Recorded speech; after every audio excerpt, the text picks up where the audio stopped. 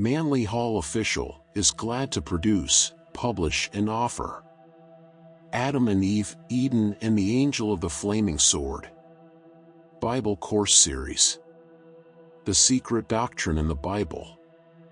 Dear friend, we have already suggested that the story of Adam and Eve, as given in the opening chapters of Genesis, is an allegorical exposition of the cosmic processes that resulted in the differentiation of the human species. It is important to realize that the secret doctrine concealed in the Bible must be discovered with the aid of certain keys. Each of the myths, fables, and symbolic figures has at least 7 complete and distinct interpretations. In other words, to open the door that is unveiled, the key must be turned 7 times in the lock. In the ancient mystery rituals, the key was an important emblem of discovery or enlightenment. Neophytes received symbolic keys as part of their investitures.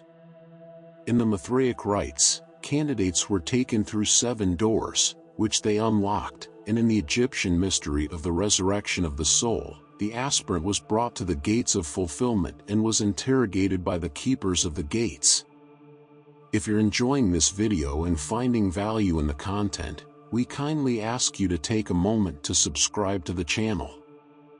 A large portion of our listeners and viewers haven't subscribed yet, and by doing so, you'll help us grow and continue bringing you more high-quality audiobooks. Your support means a lot to us, and it's just one click away. So, go ahead and hit that subscribe button to stay connected and never miss out on our latest releases. It may seem strange that one story or account may have several meanings, but such is the working of the Kabbalah. In the original Hebrew, there were numerical and letter ciphers to aid in the decoding of the hidden information. Translation and editing have destroyed these older Kabbalistic patterns, and it is now necessary to have recourse to the fascinating field of comparative religion in order to unlock the biblical secrets. Adam and Eve. As an example, Adam is, first of all, species or kind, meaning a particular generation or genre. Adam is also a symbol of Adonai, the creating Lord. Adam is also Aries, the first sign of the zodiac. Adam is the incarnating ego, the father of the multitudes. Adam is the human principle perpetuated forever in the seed. Adam is again protogonos, the ideal or archetypal pattern, Plato's idea or logos. Adam is the universe, whose body nature is, and God the soul. Adam is the first race of humanity and, by analogy, the first subrace of each of the following races. Adam is the sun, and also, in the story of the Garden of Eden, the typical neophyte, seeking initiation into the mysteries. This one symbol indeed plays many parts. The first man becomes the figure of all first things.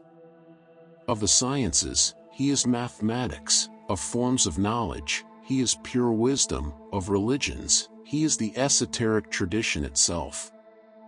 As we develop this subject, we shall try to show you how all of this is true. It is also important to remember that nearly every personality described or discussed in the Bible is primarily a symbol and not a historical individual. It is a great mistake to believe that there is great spiritual virtue in the perpetuation of history or the worship of ancestors. The virtue lies not in the accepting of the sacred writings but in the discovery and application of the ever-living truths secretly hidden in the scriptural books of the world. The creation of Adam is described in Genesis 2 verse 7. The creating power formed man of the dust. In the Kabbalah, this man is called Adam Kadmon, or the species formed of the red earth. The meaning of red earth in this sense is most obscure but certainly has no reference to physical soil. In a cosmic sense, the universe is fashioned of a fiery nebula, and the whirling fire mist from which the cosmos was formed is the red earth.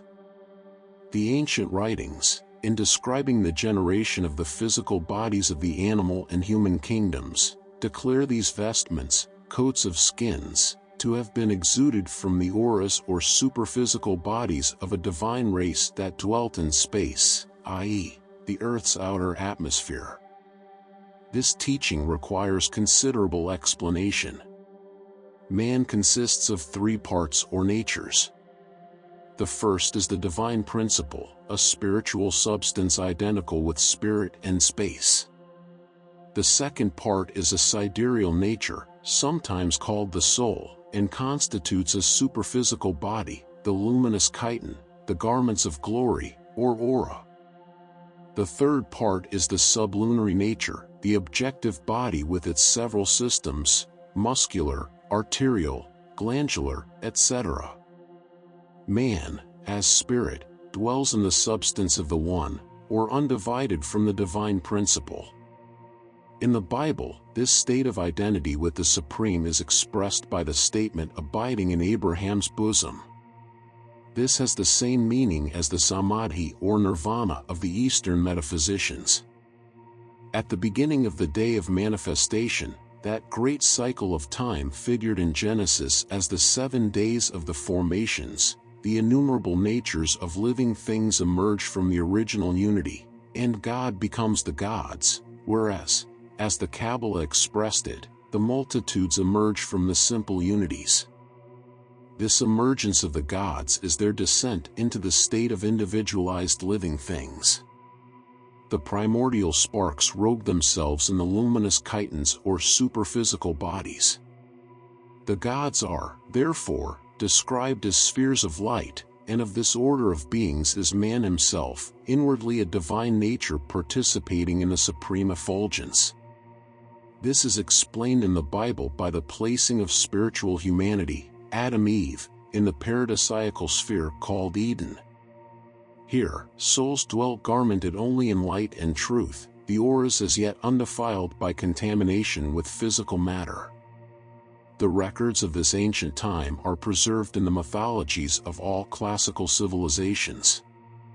It is beautifully described in the Gnostic hymn of the Robe of Glory, wherein the paradisiacal state is represented as the homeland or fatherland that all exiled humanity is seeking. With this key, the mystery of Eden is easily unlocked. Eden and the angel of the flaming sword. The Adamic being is given dominion over the garden, always a symbol of the astral world, what Levi, the transcendentalist, calls the astral or magical light. The same allusion to the garden occurs in the story of Parsifal. Here, Klingsor attempts to delude the Knights of the Grail by creating a magical garden filled with the enchantments of the senses. In some of the ancient books, the universe is called a garden, and the planets and suns are flowers blossoming in space. With Adam, the human life wave, abides also the seeds and germs of the several other kingdoms. In Genesis 2 verse 11, the creating power fashions the animal kingdom. The intellect of Adam named, that is, examined and understood, all the creations. The next important allegory relates to the creation of Eve, the female or negative principle. To understand this, we must realize that the original Adamic man, that is, the spirit in its luminous vestments, was in itself androgynous. According to the ancient Jewish legends, Adam was formed with 2 faces and 2 bodies united back to back, that is, with 2 natures, each facing in the opposite direction. In the authorized version, the creating power is said to cause a deep sleep to descend upon Adam, and from his side, Eve was created, Genesis 2 verses 21 to 23. Eve is the etheric principle called by Plato the principle of generation. This is exuded out of the auric body in the same way that the hard shell of a snail is exuded from the soft substances of its body. The etheric vehicle, or the feminine principle as it is referred to in ancient times, is described in Genesis as being the tempter. Lack of true understanding as to the meaning of the temptation and the fall led Christian theologians to regard all female kind as the embodiment of temptation and corruption. In fact, The old story to the effect that with Adam's fall we sinned us all is one of the most ludicrous errors of theology. Nowhere is it more evident in scriptural writings that the letter of the law killeth than in this particular instance. In fact, the whole Christian theory of redemption and the estate of Christ, in the concepts of Orthodox theologians, depends upon the literal and benighted misunderstanding of the ancient Chaldean myth, long regarded not only as history but as scripture. The third chapter of Genesis opens with the description of the serpent and contains the account of the temptation and fall of the first man. The old Jewish mysteries declare the serpent to be a symbol of Samael, the archangel of Mars and the master of the astral light. In scriptural writings, serpents are frequently used to represent currents or waves of force moving in space. The Midgard snake of the Nordic Eddas and the Orphic serpent twined about the egg of the year are both symbols of the zodiac and the serpentine course of the sun. The erect serpent of Egypt and the hooded naga of India and Cambodia signify the spinal fire in man. The winged serpents of Gobi and the Taoist dragons of China represent both the psychic forces of the soul and the initiates or skymen. The Indians of the southwest of America have serpent symbols of similar significance, and the Quetzalcoatl, or feathered snake, of Central America is a symbol of the initiated or high priest. The Druid priests of Britain and Gaul called themselves serpents, and these are the snakes that St. Patrick is said to have driven from Ireland. The reader of the Bible should be acquainted with these facts, for it is only depth of scholarship and breadth of understanding that can correctly interpret the serpent symbol in Genesis. The astral light over which Samael has dominion is the sphere of imagination and desire. In the Kabbalah, it appears that Samael is the adversary, yet in the authorized version, there is no explanation for the existence of the tempting serpent or why the all-wise Creator should have placed it in the garden to corrupt this noblest work of God, man. The key to the riddle lies in the metaphysics of the Persians, which in turn was derived from the most ancient religious mysteries of both the Near and the Far East. It is explained that good and evil, so-called, are but aspects or qualities of one principle. For example, creation brings into manifestation the innumerable hosts of lives that lie sleeping in the infinite. In this respect, creation is release or expression and therefore good. But creation also infers certain limits and boundaries being placed upon space. Thus, the very world that is man's sphere of opportunity is also his living tomb and, in a sense, therefore, evil or adverse to the luminous inner self that must dwell so long in the fetters of matter. Every action, therefore, of the creating power is described as bringing into manifestation not only a good but an evil spirit or angel. A simple example of this is the modern problem of invention. Whenever a man invents some new and useful improvement to make life more secure and comfortable, abuse inevitably follows. Good laws are perverted by selfish men, great ideals are brought down to 1,000 purposes inconsistent with the original dream. Primitive men realized this, and the earliest scriptures teach that the universe is a battlefield of good and evil impulses, which they termed gods and demons. Even as God was the chief and lord of all the benevolent forces, so the evil agencies or negative attributes are personified in one offending being, variously named Satan, Lucifer, Yama, Loki, Hades, Kali, etc. In the third chapter of Genesis, the adversary is Samael, the serpent, and like Mephistopheles, it is a spirit of negation, part of the power that still works for good while ever scheming ill. In the Pythagorean formula, unity alone is perfect wisdom, for wherever there is division, desire is born. Desire is only possible under a concept of diversity, for possession is one of the first illusions. Desire leads to an innumerable array of other evils and is itself rooted in ignorance, which in turn is man's inability to perceive the sovereign oneness of all things. The chapter further explains that there are two trees growing in the Garden of Eden. One is the tree of the knowledge of good and evil, and the other is the tree of life. The symbolism of the tree must also be briefly explained.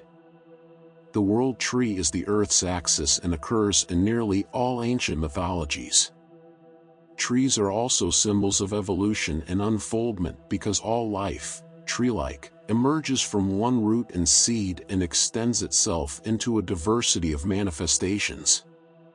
The Kabbalistic tree of the Sephiroths, with its 10 symbols, is based upon the tree of life in the midst of Eden. The tree is also the symbol of racial development, and nearly all forms of evolution are even now diagrammed under the form of a tree. So also are genealogical systems.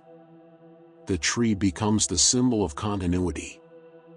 Special trees have particular symbolism, as the pine tree of Hades, which has become the modern Christmas tree, and the cedars of Lebanon, which was a title bestowed upon an order of ancient priests.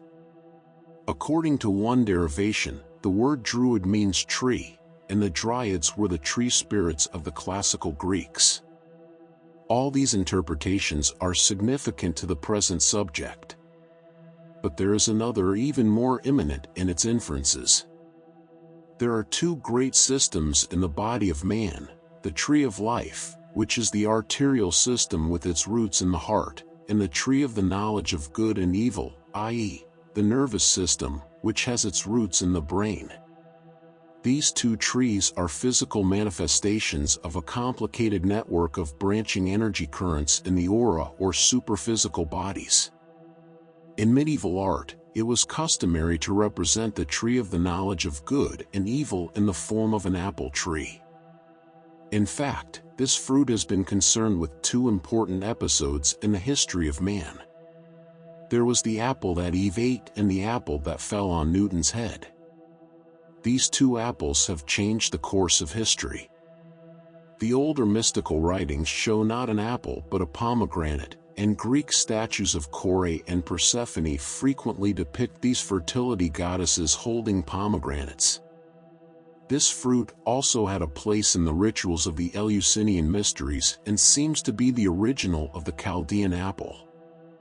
Madame Blavatsky, in Isis Unveiled, showed that the third chapter of Genesis was part of an ancient mystery ritual representing the drama of initiation into the higher grades of the esoteric school. In the Kabbalah, Adam is described as attending a school of the angels in heaven. It was in this celestial academy that the first man received the keys to that secret doctrine, which has descended through an unbroken hierarchy of initiated priests since the first dawning of human consciousness. The angel Raphael visited Adam and Eve in the garden and discoursed with them concerning the mysteries of the soul. According to Madame Blavatsky, the disobedience of Adam and the eating of the forbidden fruit represented an effort to secure the esoteric wisdom without being properly and duly initiated. In other words, it was a violation of the laws of the mystery schools, an attempt to storm the gates of heaven. For this violation, primitive humanity was exiled from the spiritual state, and the symbolic fall occurred. By another interpretation, equally significant, the serpent tempter represents the intellectual principle. This is evident from the words of Jesus in the New Testament, "Be ye wise as serpents." The intellectual principle leads to the experience of conscious self-responsibility. This is exile from the Edenic garden of innocence or spiritual infancy. The evolving intellect of primitive man brought with it a gradual extroversion. From an inward contemplation of spiritual principles, man came to recognize an external life. Slowly, the inner senses were dimmed and the perceptive powers correspondingly strengthened. The result is man's present state, in which he has little, if any, inward life and is entirely overconscious of the significance of outward circumstances. The inner life is the paradisiacal or Edenic state. The outer life is the relapsed or fallen state. The resurrection promised by the Messianic dispensation is the restoring of the inner life and the conquest of the external or sensory sphere. All this is clearly shown in the Buddhistic teaching and is an essential part of the Platonic dicta. The creating power, in its aspect as the laws of nature, now pronounces a curse upon the disobedient mortals. They are doomed to the cycle of birth and death. They are no longer supported and sustained by the inward light but must struggle to survive in a universe of doubts and fears. Ixion is bound to his wheel, and the cycle of necessity has gained dominion over the divine spark, the hosts of Adamic souls. In Genesis 3 verse 21, it is described that the creating power fashioned for Adam and Eve coats of skin. These are the physical bodies, the mortal vestments of a mortal life. Man's memory of his heavenly state is obscured by the world of matter, and he is cast forth from the abode of peace. At the gate of Eden, the creating power placed cherubim and a flaming sword to guard the sacred garden so that Adam and his progeny might not return to it again.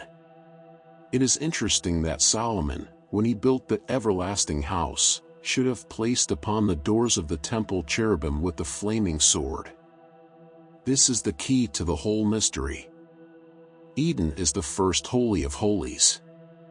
Its significance is identical with that of the Adita of ancient temples. It is the heart, the sacred place.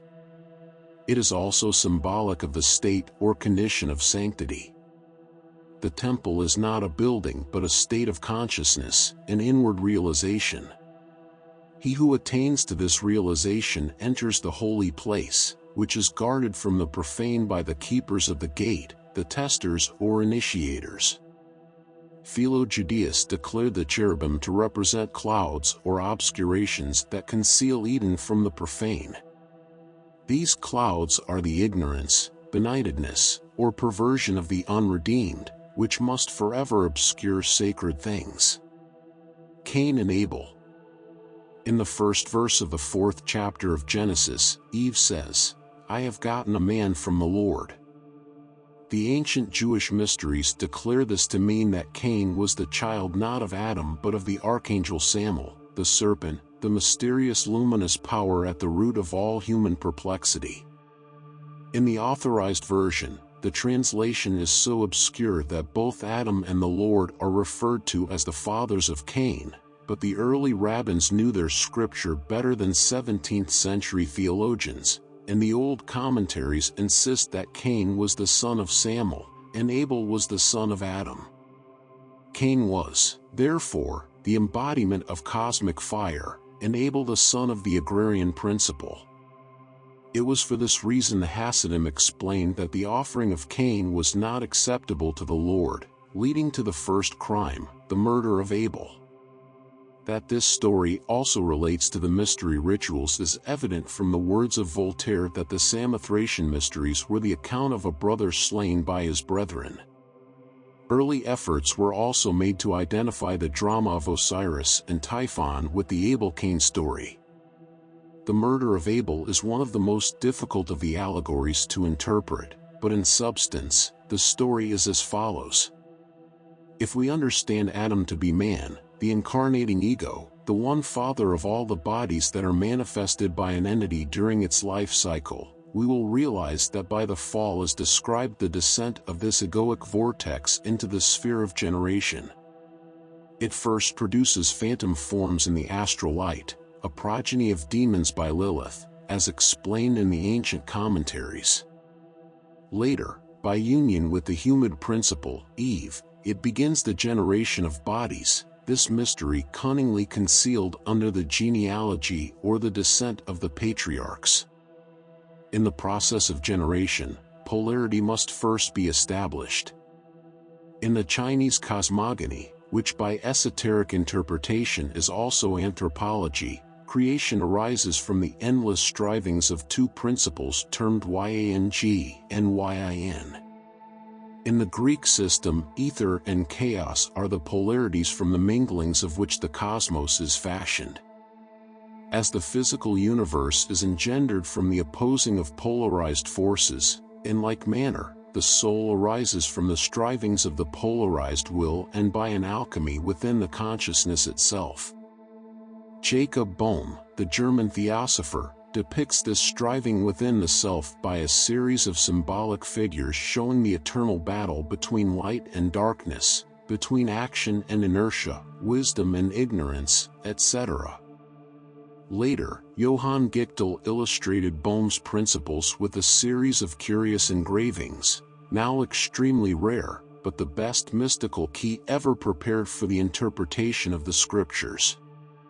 Cain and Abel represent the first discord or confusion arising in the superphysical organism of man. It is evident that the allegory has universal application, or it would not be part of the mystery rituals of many ancient orders. Furthermore, it is a known fact that all these rituals relate to the unfolding of the human soul, so Cain and Abel must be some part of the consciousness of man. Boehme creates the terms divine will and self-will with which to designate the two parts of man's consciousness, which are ever in a state of mutual striving. The allegory of Lucifer and his battle with Michael the archangel has a similar interpretation, the war in heaven being merely the conflict within the soul or superior nature as contrasted to the body, which is the earthly nature. It is evident that in this allegory, Cain represents self-will or the active principle, and his descendants became builders of cities, bodies, and workers in metals, the sense perceptions. Tubal-Cain, described in Genesis 4 verse 22 and who later occurs prominently in the Masonic allegory, first pounded swords into plowshares. Here he represents self-discipline as an aspect of self-will by which the destructive emotions are refined and tempered. The descendants of Cain were all wanderers and artisans and of the race of builders, and in the 23rd verse of chapter 4, it seems that the crime of Cain is repeated by Lamech, his descendant.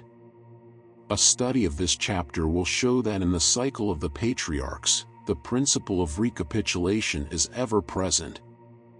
In the same way, Noah is a second Adam. This is explained by the Chinese, who declare that the cycle of existence is represented by the zodiac. At the end of each great age of manifestation, the universe is dissolved in the sign of Pisces, or the deluge, and is reformed or reborn in Aries. Aries is the sign representing Adam, Taurus is Eve, Cain and Abel are the twins, or Gemini. The eternal principle is reborn at the beginning of each cycle, even as it is stated definitely in Genesis that Adam was not the first man but merely the first man of the cycle, or an incarnation of the eternal man, the protogonos of Plato.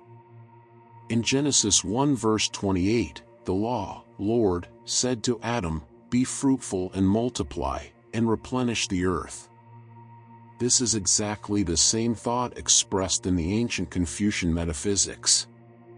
All creation is a replenishment in space, a new manifestation of eternally existing principles.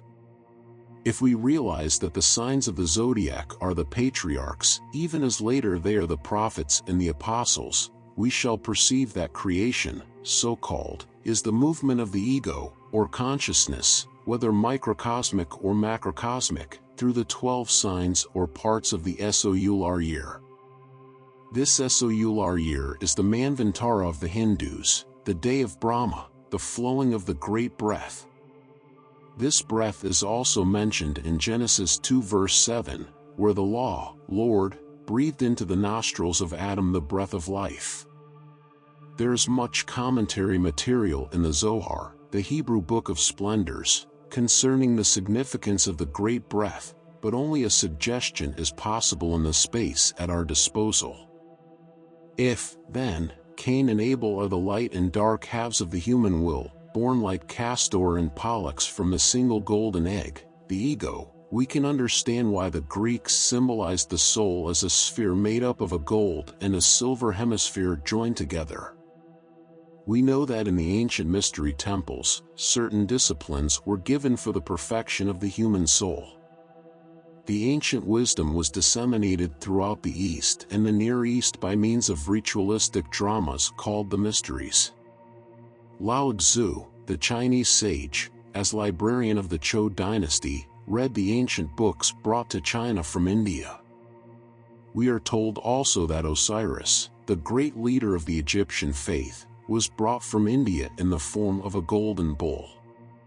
This is again a reference to the secret doctrine having been brought from Asia and circulated throughout Mesopotamia and the Mediterranean civilizations. Eastern metaphysics, and the Jewish religion is Asiatic, are based largely on the glorification of the passive principle. In the Hindu books, we learn of the sage who, by sitting quietly under a tree, discovered by inward contemplation what all the strivings of the outer life could not attain. Lao Tzu taught the sovereign dignity of doing nothing. You have to do nothing very intelligently and profoundly, however. It is not superficial laziness that is a spiritual virtue, but rather a perfectly enlightened inward tranquility that can come only with the mastery of all external forces and circumstances. Abel, in the allegory, brings his offering, the firstlings of his flock, and offers them to the law. By these are meant the animal propensities of his own nature. Such is always the meaning of the burnt offerings referred to in the scriptures. Because he brings the animal, his offering is accepted. Cain, on the other hand, brings the fruit of the ground, and this is not accepted. The fruits here represent not principles of the soul but merely the consequences of action. Cain's offering represents the same type of superficial gift that the rich man gives when he presents a stained glass window to the church but continues to cheat the widows and orphans. Cain gives of what he has, for fruits represent accumulation or possessions, but Abel gives of what he is, the firstlings, his transmuted animal nature.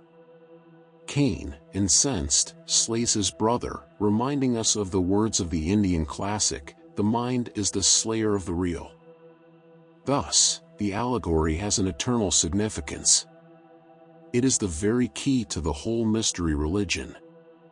It is the reason why most faiths are today empty of esoteric wisdom. It is the key to that ceremonialism of the superficial life which obscures the inward perceptions and brings creeds down to a useless war of sects and bigotries. Seth and the patriarchal line. The 5th chapter of Genesis is devoted to the genealogy of the patriarchs from Adam to Noah. It will be observed that in this chapter there is no mention of either Cain or Abel. Seth, therefore, is established as the founder of the races of the earth, begotten in the image of Adam, his father, even as in his turn Adam was begotten in the image of the Lord, the creative hierarchy. Much has been made by biblical students of the extraordinary length of life attributed to the patriarchs. In chapter 5, verse 5, Adam's age is given as 930 years, and in verse 27, Methuselah is recorded as living 969 years. It should be understood that these numbers are Kabbalistic and refer not to the span of individuals but to the duration of families, clans, and blood records. Also, in the Jewish system of metaphysics, each of the numbers is symbolic of certain Hebrew letters. These letters form words according to the ancient hieroglyphical system attributed to Moses.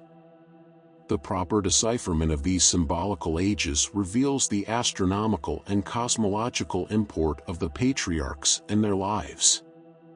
Realizing that Adam is not an individual but the human life wave, it follows that his children and their children unto the 10th generation are the branchings and forkings of the racial tree. Also, the differentiation of the cyclical currents by which the life of man and the life of the world are sustained.